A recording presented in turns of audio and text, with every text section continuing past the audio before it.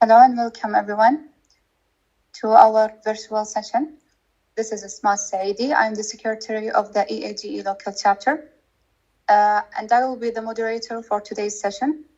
Before we start, please note that the session is being recorded and it will be uploaded to our social media platforms, such as YouTube. Also, during the session, please note down your question because there will be a Q&A at the end of the session. Now, let me introduce our presenter for today's webinar.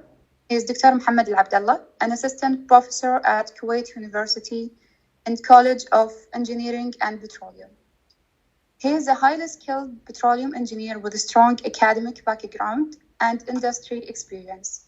He has 2 master's degrees, the first one in petroleum engineer from Pennsylvania State University, and the second one is in Reservoir and Geoscience Engineering from IFB School in Paris.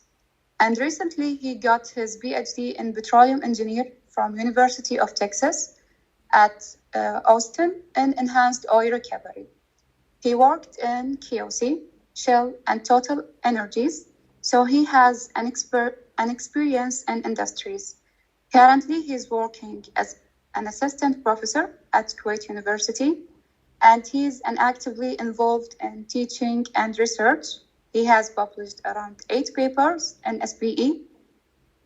He's focusing on development of particular tools for enhanced oil recovery and field implementation, particularly in the areas of polymer, gel, foam, and sufficient application. And now, we will start the session.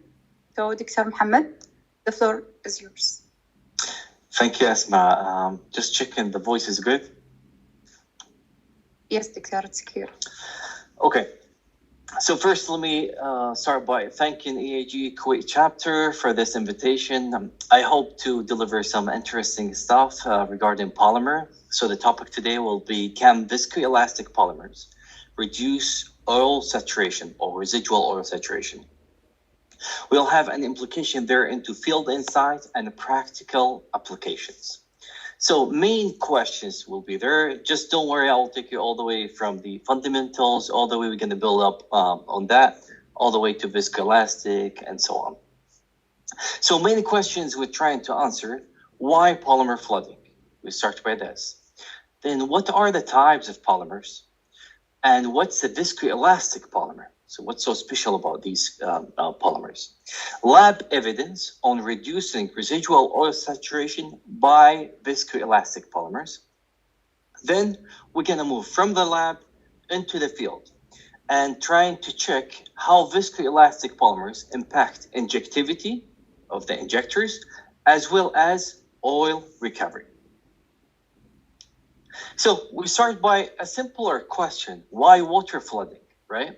So if we're looking at the y-axis in here, which is a well rate and years of reproduction, normally we'll start producing by natural depletion, which is based on the pressure into our reservoir, and we'll have natural depletion. We'll deplete that reservoir. In order for us to keep producing, we will inject some water to continue the production of the oil, right?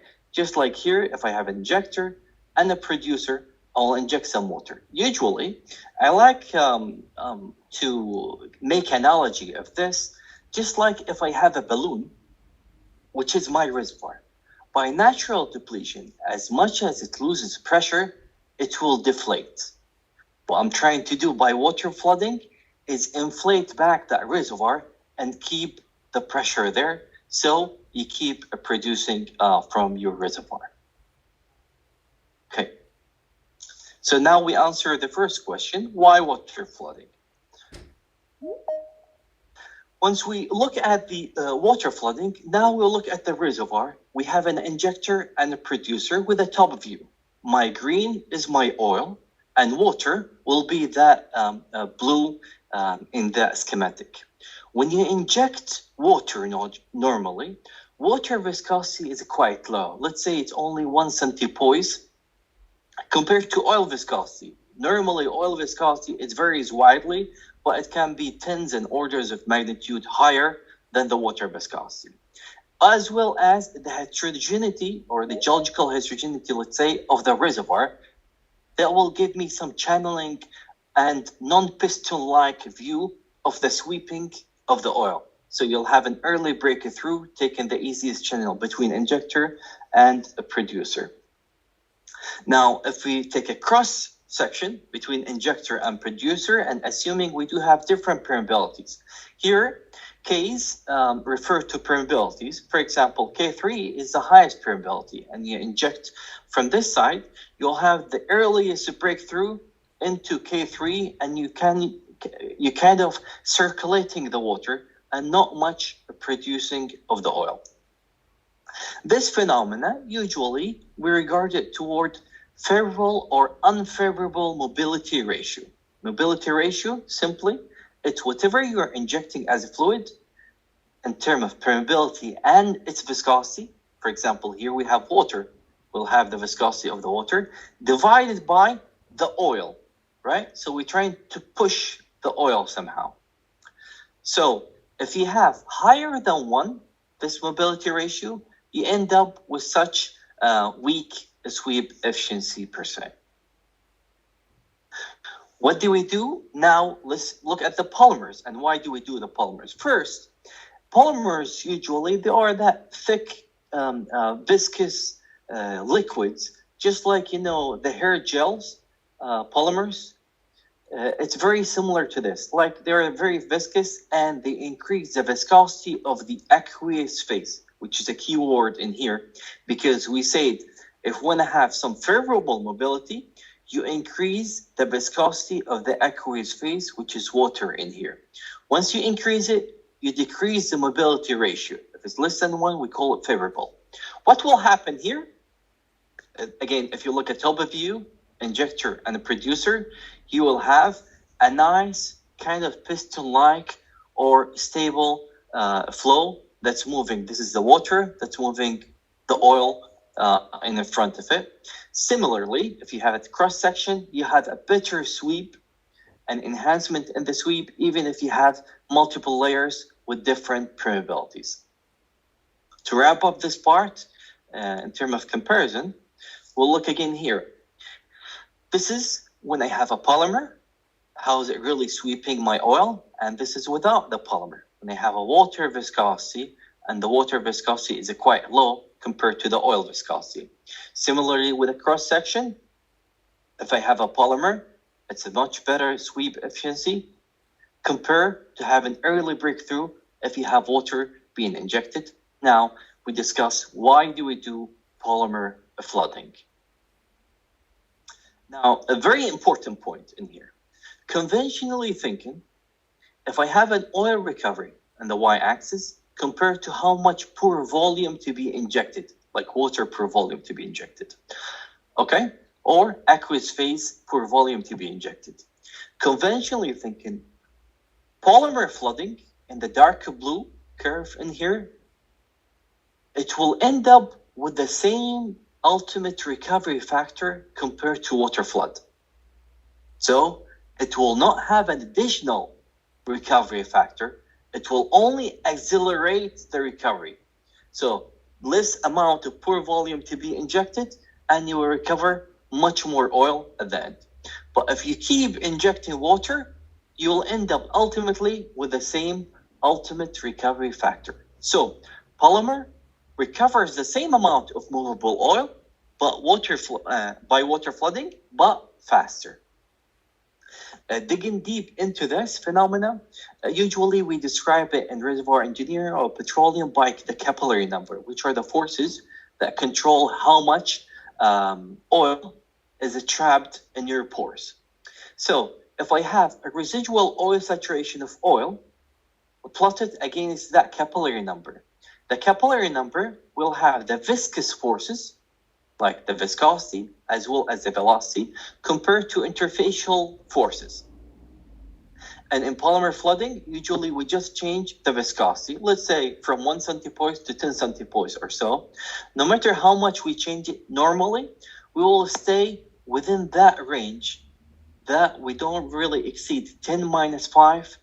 of capillary number. Capillary number is dimensionless number, so it's described just as a number. So usually we don't really exceed 10 minus 5, which means we cannot reduce the residual oil saturation beyond the water flooding residual oil saturation. We can decrease it or go through this curve by other enhanced oil recovery mechanisms that, for example, will change interfacial tensions orders of magnitude to change from 10 minus 5 to all the way to 10 minus 3 to see sharp decline. So water flooding, it only accelerates the water flooding, polymer flooding only accelerates water flooding, and it should not conventionally introduce any additional oil compared to water flood, right? So it only targets movable oil.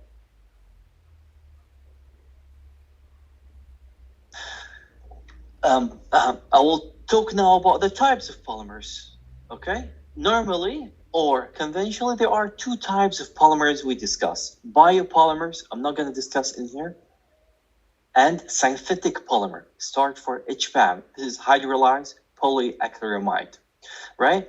These synthetic polymers, what's very important in here, they are flexible coil.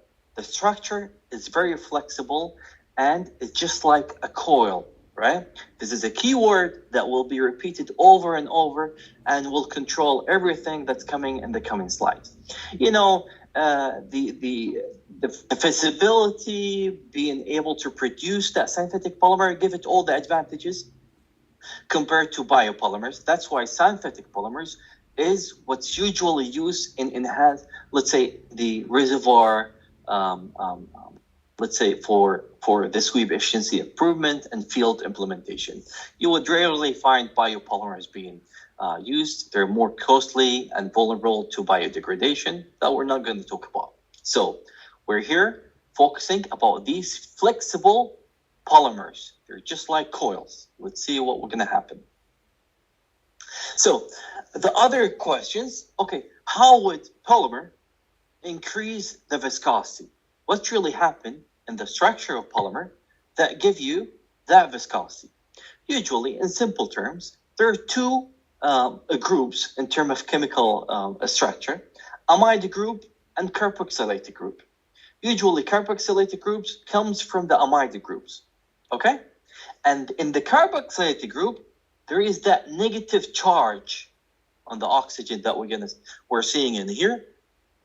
That negative charge will give you the repulsion in the molecular structure. So if you have repulsion in the molecular structure, it means it will spread out, right? A very interesting way to think of viscosity. If you have a block, right?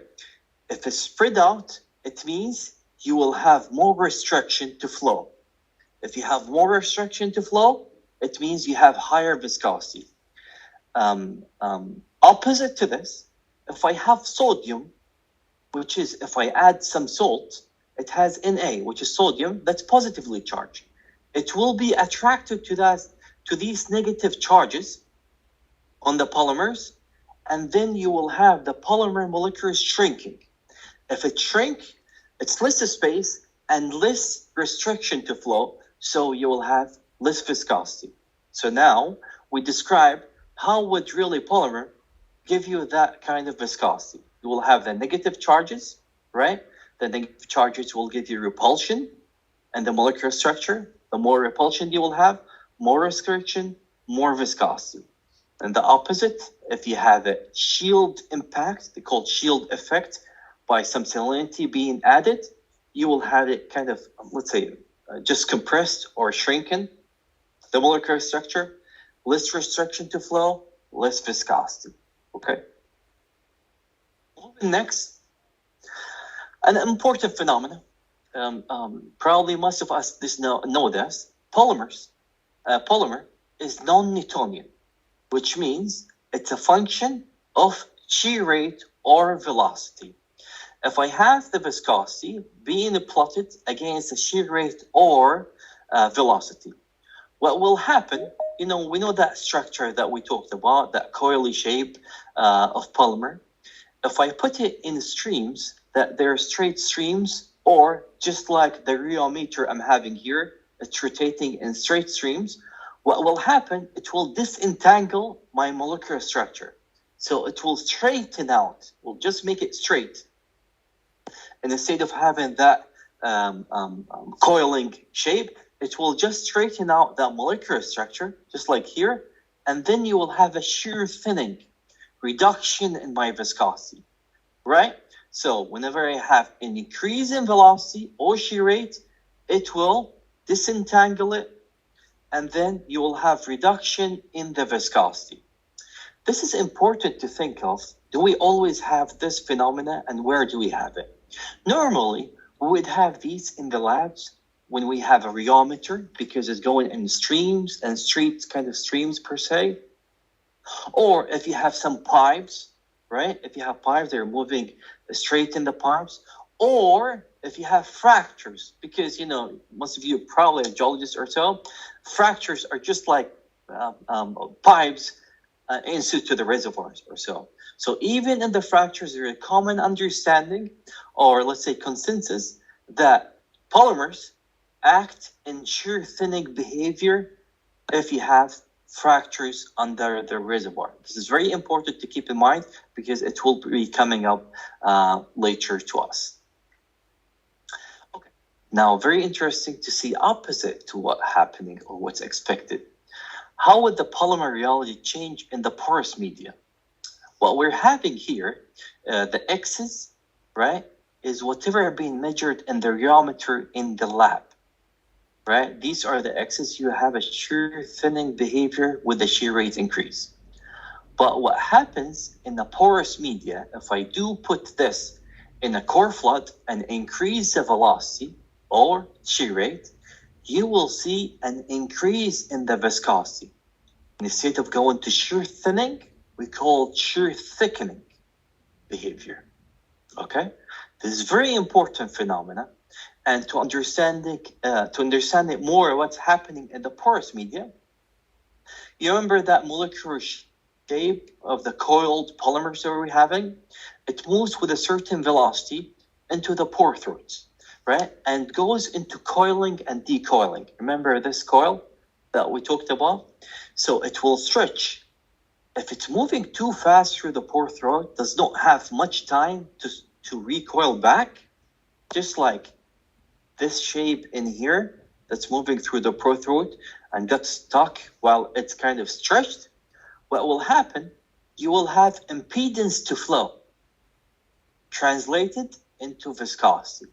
Again, we said whenever we have that shape kind of giving us stretched, it will give us impedance to flow translated into viscosity. We call it elongational viscoelastic behavior.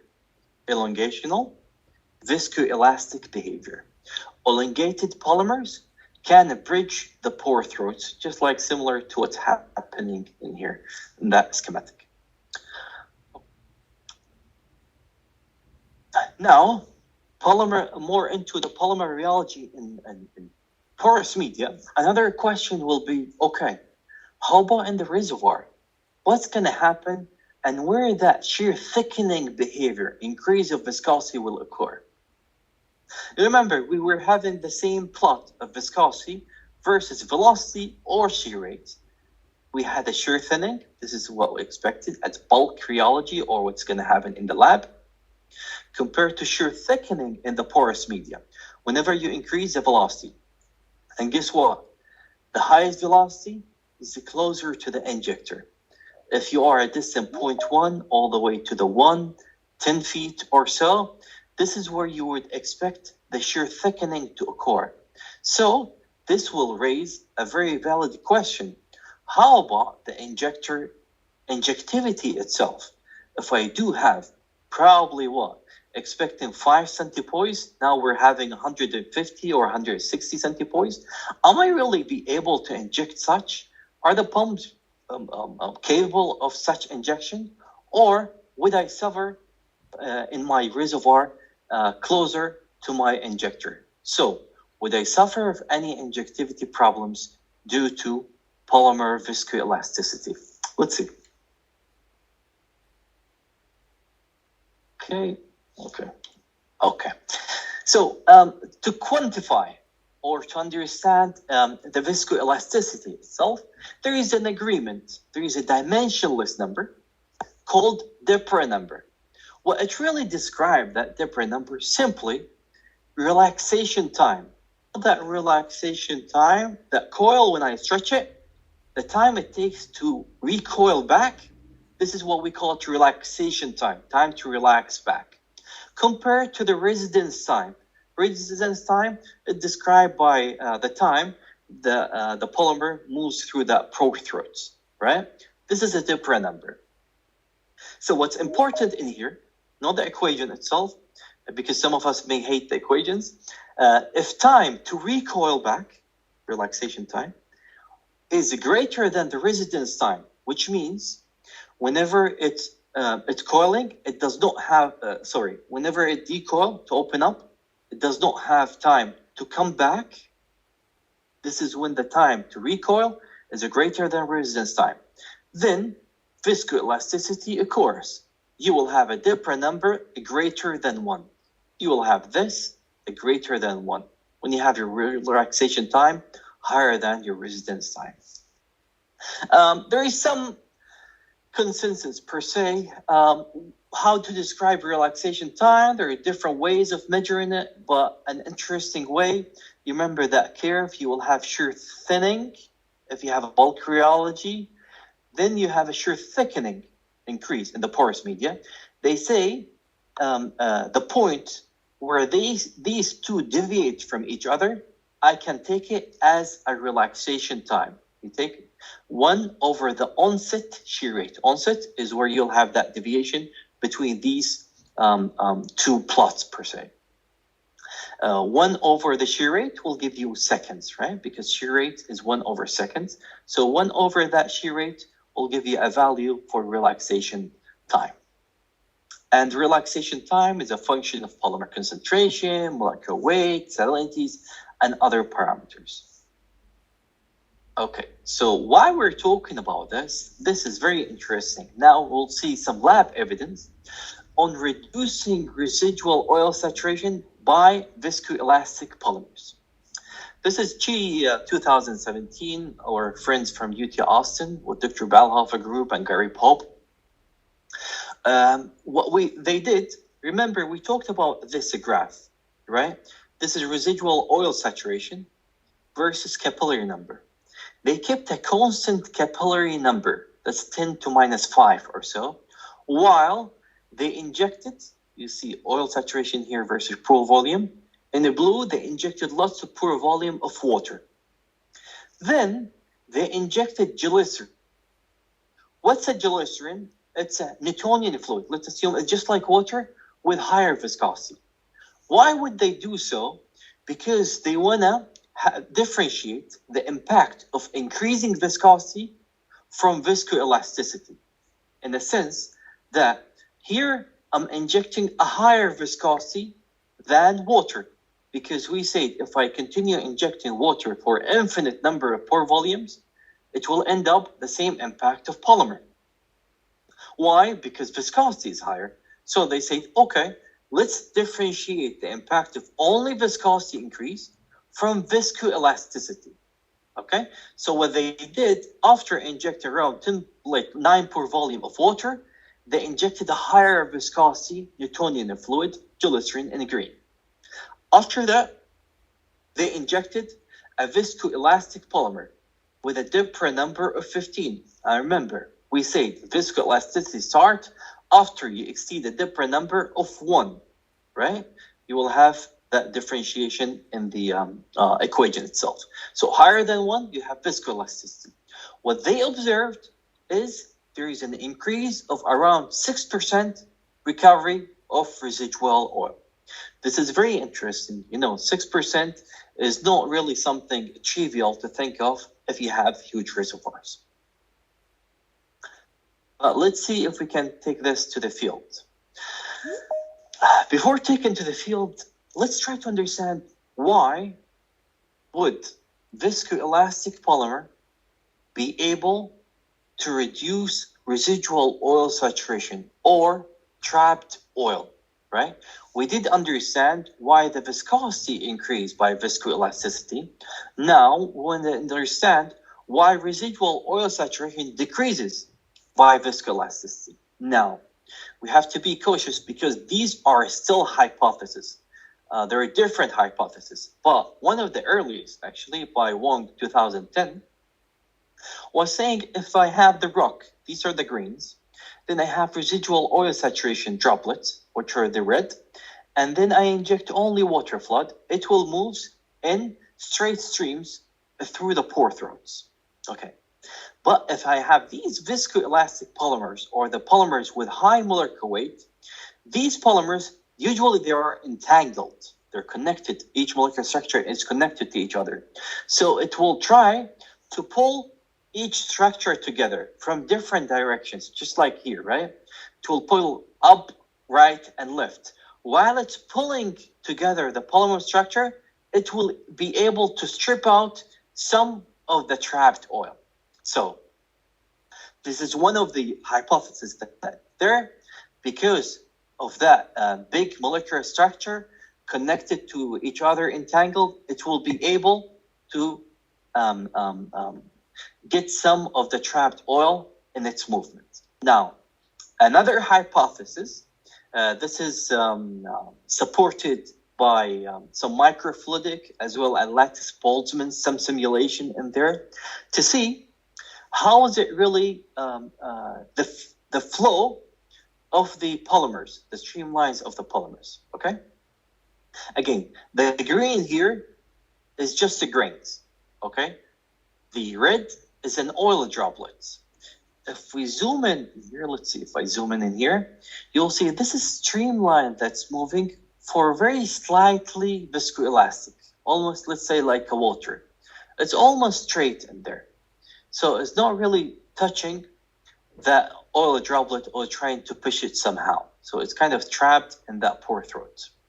But if I have high Dupre number, high viscoelasticity in here, what will happen, something we called chaotic turbulence.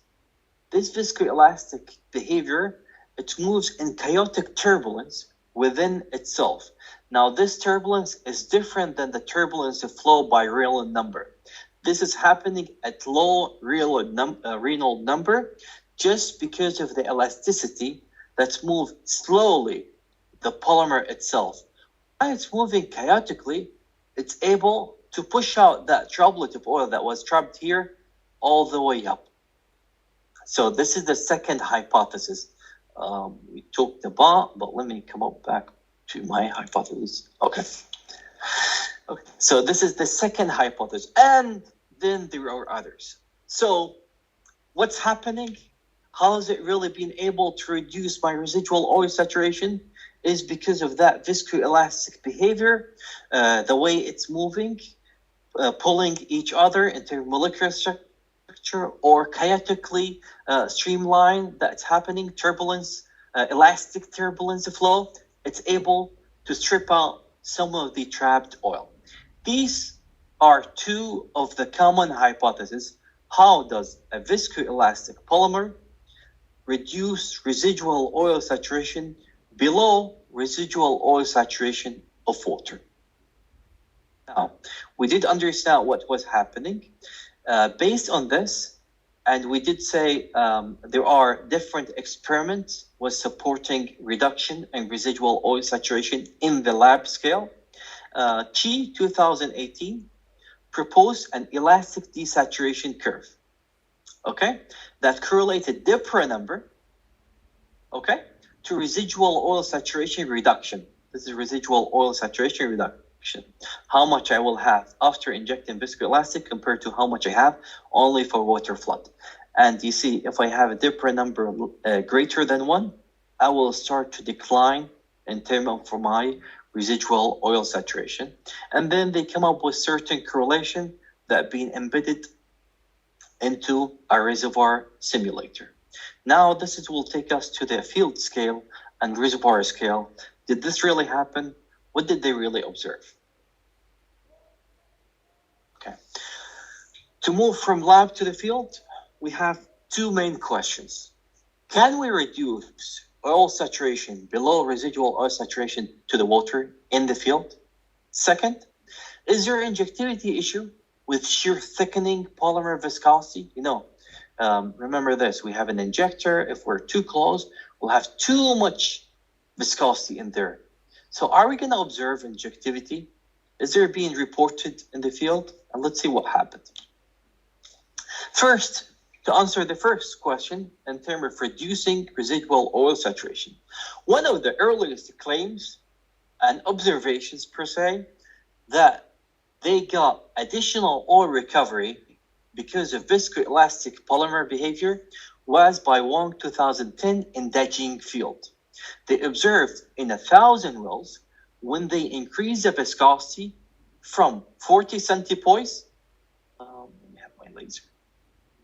Okay, from 40 centipoise all the way to the 150 to 300 centipoise, they got additional recovery factor, 20% compared to 12%. This is an additional of 8% recovery factor.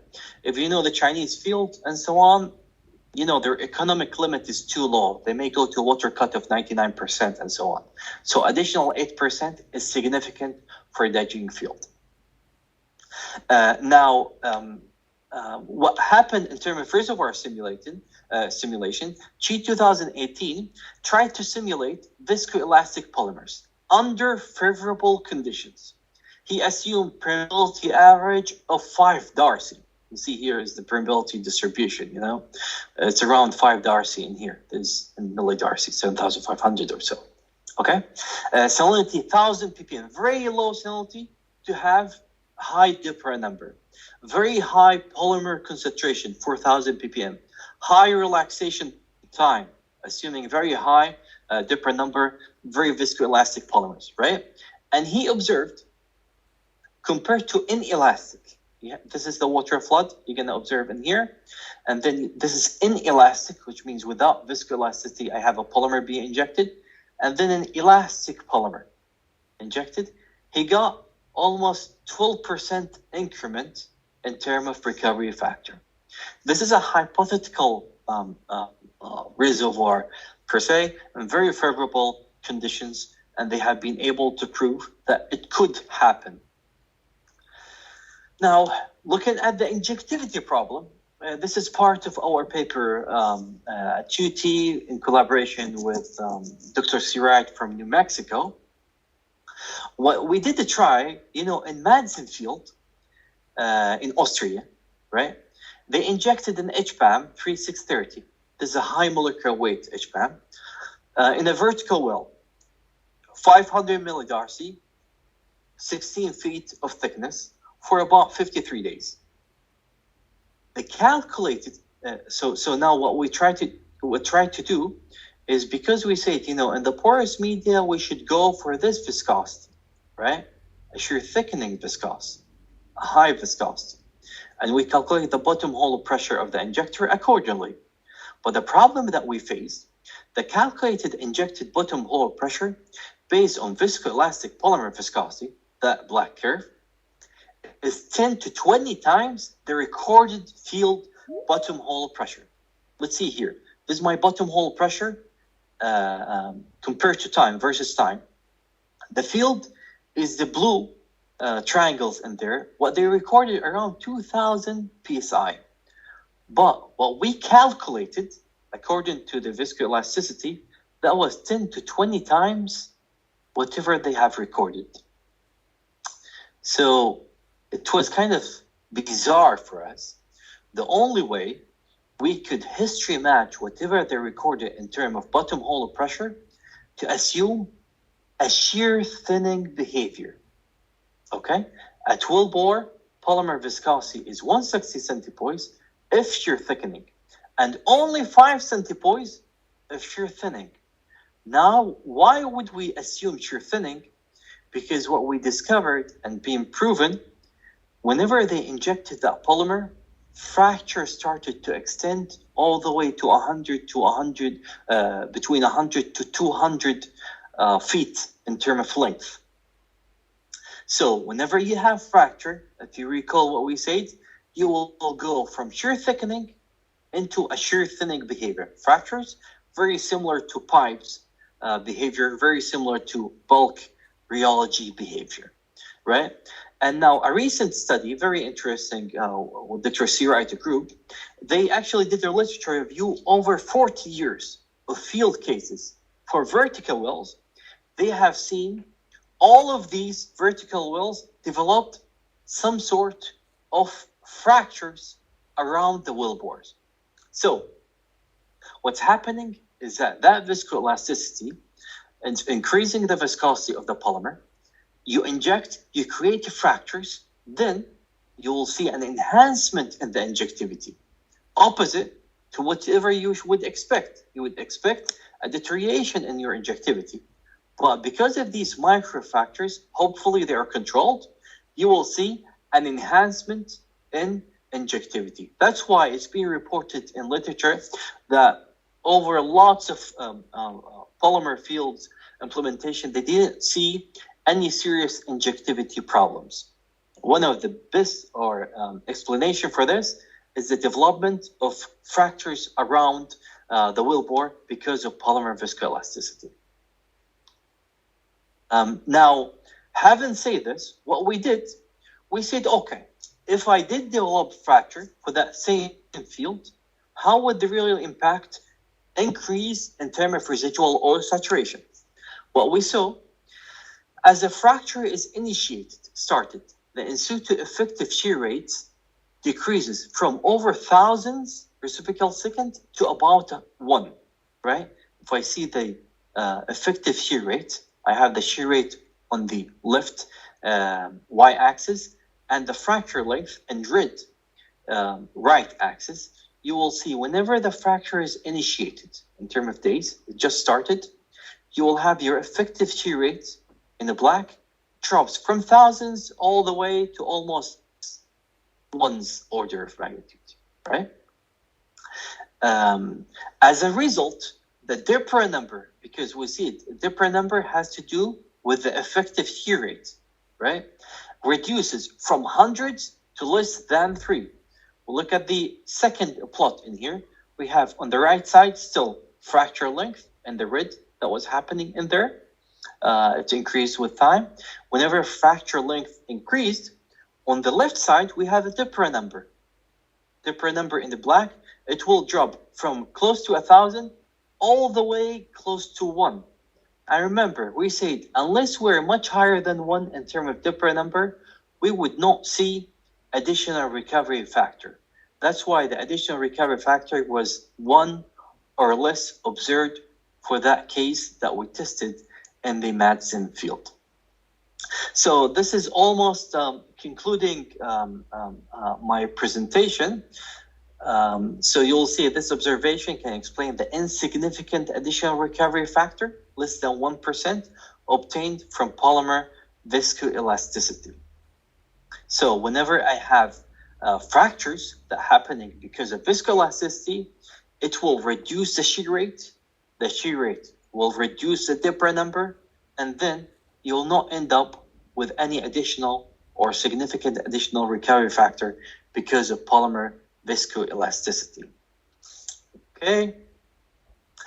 So my key messages in here: reduction of SORW due to polymer viscoelasticity is supported by lab evidence. There is a lot of lab work that has been done there. But the question is, it really going to be transferred to the field or not? Polymer viscoelasticity is a crucial property to consider for polymer field injectivity, especially in vertical wells.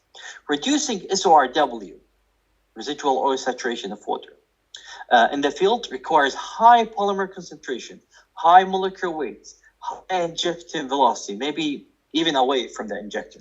You need a lot of velocities and high permeability.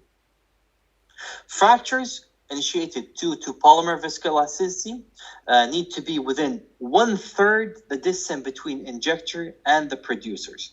So it's very important to control the fractures length being initiated because of polymer viscoelasticity, not to exceed 1/3 the distance. Otherwise, you'll have a lot of deterioration in terms of sweep efficiency. That was the purpose of polymer flooding. Lastly, the improvement in injectivity by fracture initiation can counteract the improvement that you would expect in oil microscopic efficiency by polymer viscoelasticity. Let me conclude by acknowledgement. I would like to acknowledge EAGE Kuwait chapter for hosting this session, Dr. Randy Sirai from New Mexico Tech for his support, Dr. Matthew Balhoff from the University of Texas at Austin. Some references in there if anyone is interested to dig into this, the ones I use at least. And please don't hesitate to contact me for any questions and any opportunity for collaboration. Thank you for listening, and please feel free to ask any questions. Thank you, Dr. Mohammed, for this excellent and interesting presentation. And now it's the time for Q&A. Please, if you have any question. I think, Ali, you can drop your question in the chat box, or you can...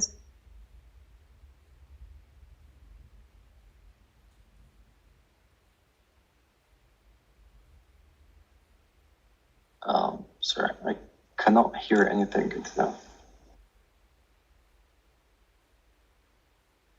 Yeah, I think Ali is muted already. I don't know if he's asking, or is it in the chat?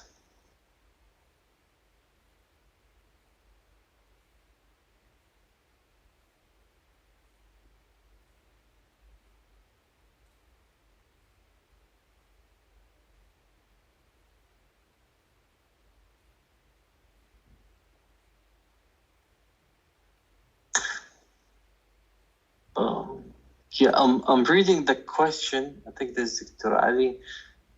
Can we classify as inelastic versus inelastic HPAM? Classify. Okay, so can we classify HPAMs from elastic versus inelastic? Is this a question?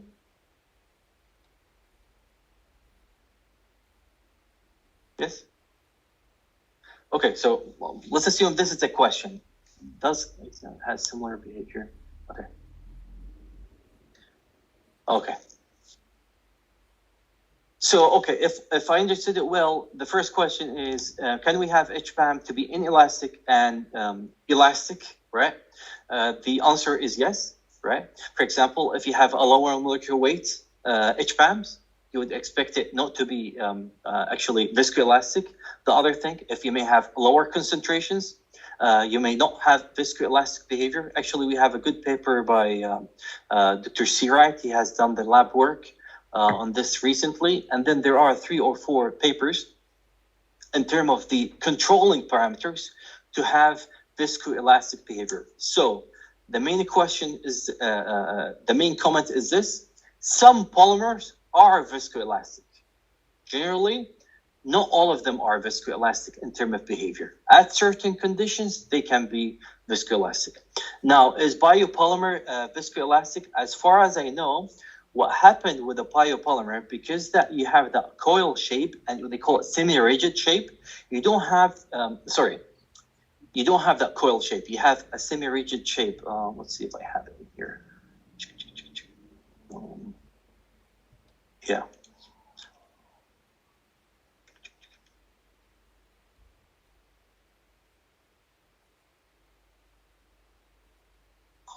Yeah. You see that kind of semi-rigid molecular structure, you will end up only shear thinning. You wouldn't expect any viscoelasticity in the porous media. And this has been well established, actually. That's why you will see Chafateau, I think 1986 or so, one of the earliest paper. They were all based on the biopolymers. A lot of correlations in the past were based on biopolymers. That's why now we're trying to update these for some synthetic polymer with viscoelastic behavior. So generally, you would not expect viscoelasticity by biopolymers. Let's see other questions. Oh, I think Michelle has another question. Sure.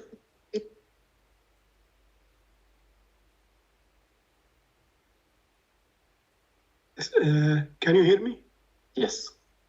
Yes, excellent job, Mohammed. I think it's very excellent explanation here. So the take-out message from this discussion is that the viscoelasticity will reduce the residual oil saturation due to the two hypotheses that you mentioned. But with in the presence of fracture, we will lose this, Viscoelastic. Viscoelastic. Correct. Isn't it? Correct. So they're all controlled, connected to each other. Yeah. If I have fracture, all of a sudden I'm reducing the shear rate or velocity. If I reduce the shear rate, I will reduce the DIPRA number less than 1 or close to 1. So you wouldn't expect reduction in residual oil saturation. So this is kind of the high, let's say, what we claim in here. So they don't go together. If you have fractures, you'll end up losing any additional recovery factor due to polymer viscoelasticity. So to get benefit from this reduction in residual oil saturation, we want to make sure that we don't initiate fracture in the reservoir. Yeah. Which is a huge challenge for us. I mean, exactly. There are different ways of doing this. Okay. One, if you do have very high permeability, okay, you may expect some good DIPRA number. The other thing people are thinking of, now this is a Chevron claim so far, is if I do have a horizontal well, okay? But if I have a horizontal well, because you have that length, so the interstitial velocity will be less, right? So you will not have lots of delta P being built and so on. So you will not have fractures per se. But at the same time, if I don't have fracture, then I need to have a DIPRA number greater than 1. If you look at the equation, let's see the DIPRA number equation. Yeah, a DIPRA number equation. If I do have the shear rate to be low because of the horizontal well, then in order for me to have a DIPRA number high, I need the relaxation time for the polymer itself. So the properties of the polymer themselves to be very high, to be very viscoelastic, right? That coiling is just like a coil. You need it to take very long time to coil back. Yes. So it's either way kind of condition. So it would really require very meticulous design of polymers. Yeah. Thank you. Excellent presentation, Hamad. Thank you.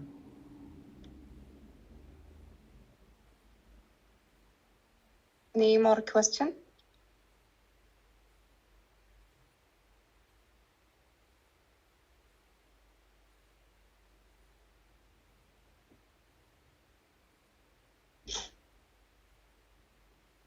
I have a question, Doctor, for you. Sure.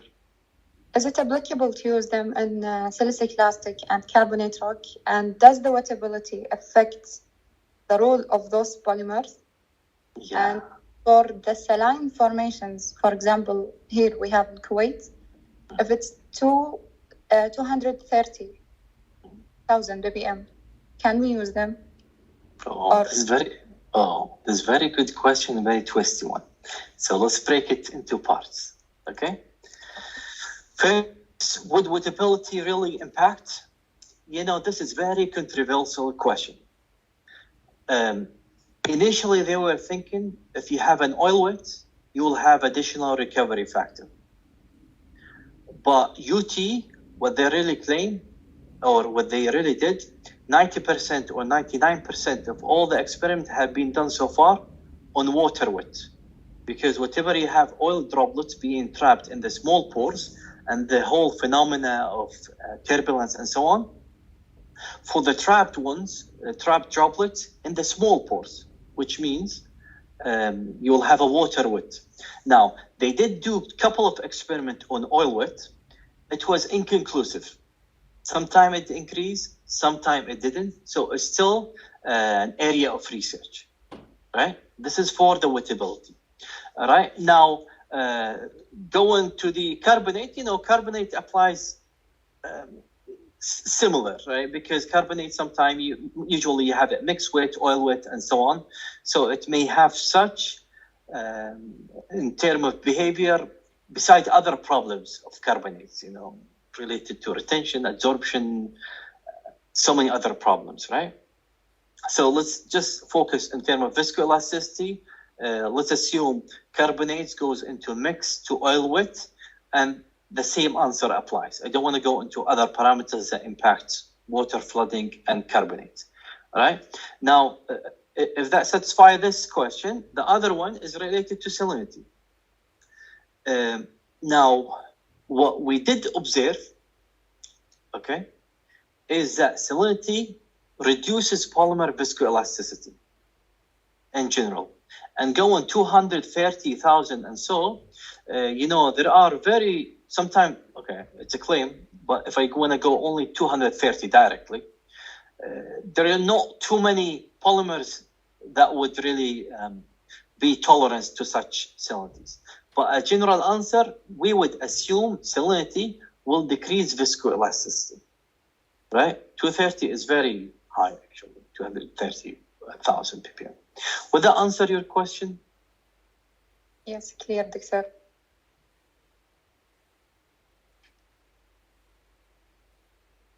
Any more question?